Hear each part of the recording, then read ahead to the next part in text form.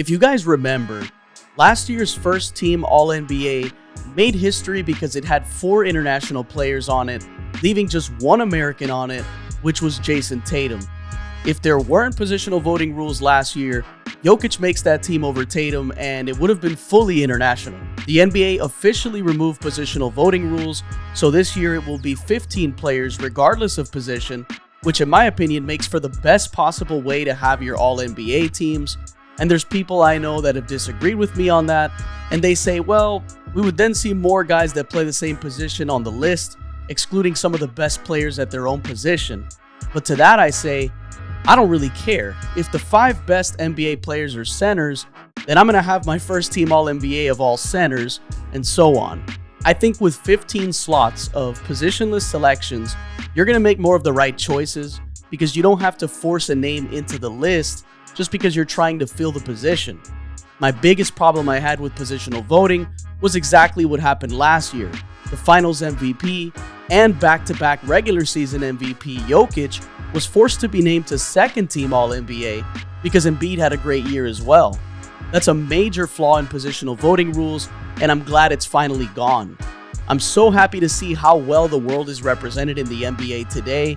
A full first team All-NBA of international players is the best thing that could happen to basketball in my opinion, but here we are with December basically over, and I think if the season ended today, I would be comfortable with Luka, Shai, Giannis, Jokic, and Embiid as my first team. Luka's been ridiculously good as usual. He's been a lock for first team All-NBA since the 1920 season. The numbers don't even look real. 33.7 points per game, 8.4 rebounds, 9.2 assists. His three-point shot has improved, sitting at 38% overall and 39% on his step-back threes. But he's also been better defensively, which I think is a quiet improvement not a lot of people have mentioned. I really don't think there's another guy in the league you want with the ball in their hands in a pick and roll. The usage rate is off the charts, which I've never been a fan of, but he wins you games and he shows up when you need him to. He's either going to get himself a bucket, or very much like LeBron from a passing standpoint, he's going to get a shot for a teammate right when it's available. He reads the defense like a book every single night, no matter the coverage he's facing. The passes he makes on a nightly basis are a constant reminder of what Luka magic is. I think he's truly one of the 5 best players in the league right now, and obviously a generational talent. You look at Shai, he was already first team last year, just an unstoppable scoring machine who does all of his damage in the mid-range, getting to the rim. This guy has an array of moves that just makes defenders dizzy.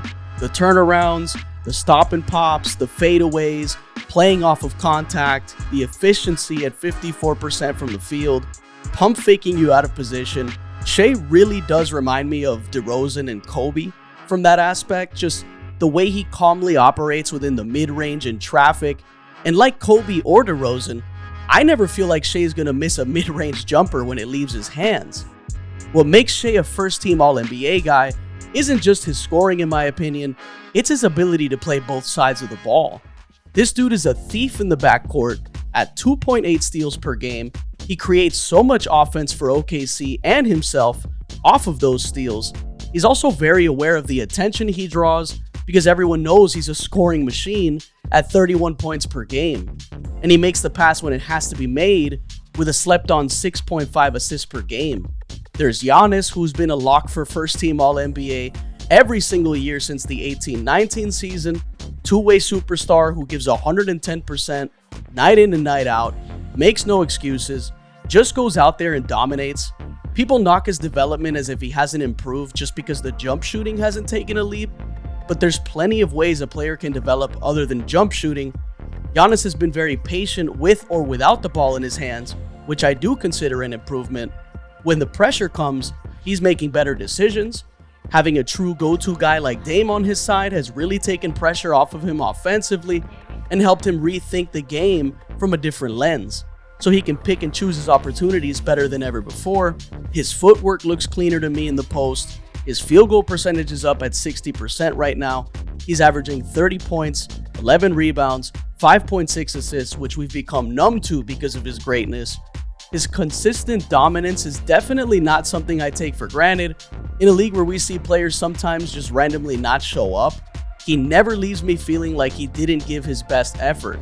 There's Embiid, who's having his best season just after being the MVP last year, which is crazy to say. He looks more in shape, and with Maxey as his number 2, he's been much more of a willing passer because his trust level is higher from what it looks like to me. His assists are up from last year. Embiid's at 35 points, 11 rebounds, 6 assists. He gets to the line more than anyone right now, where he also knocks down 89% of his free throws. So he's just an unstoppable player, and if his shot isn't falling, he's just going to bully you down low and put you in foul trouble in the process. You really do feel like there's nothing a defense can do when he's knocking down turnaround mid-range jumpers with a small fraction of the league being able to even contest them, and he's also at 2 blocks a game, a guy that just makes you think twice about your inside scoring chances. And then there's my personal favorite player to watch these days, Nikola Jokic, a guy who just makes the right basketball play seemingly every single time down the floor. He has an answer for any defensive scheme you throw at him. If you double him anywhere on the floor, he's finding the open teammate. If you guard him in single coverage, he's gonna score on you anywhere on the floor.